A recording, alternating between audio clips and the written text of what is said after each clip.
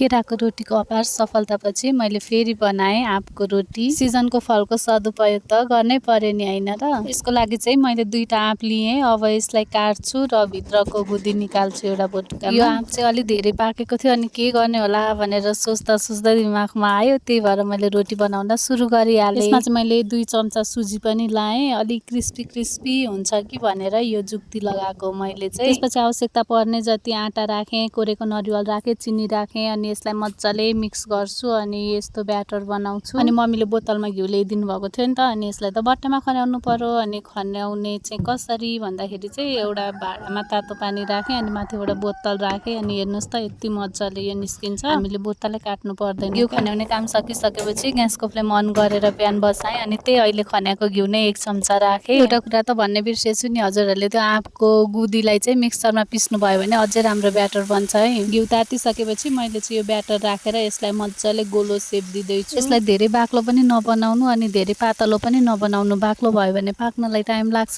पातलो भयो भने फर्काउनलाई गाह्रो पर्छ। मैले चाहिँ यसलाई एकतिर 2 मिनेट र अर्कोतिर 2 मिनेट छोप्दै छोप्दै पकाएँ। हेर्नुहोस् त कस्तो मिठो देखिएको छ। मैले चाहिँ अल्छी गर्दै गर्दै भए पनि आजको खाजा यसरी नै टारे। हजुरहरूले के खानुभयो त? भिडियो अन्तिमसम्म हेरिदिनु भएकोमा धन्यवाद।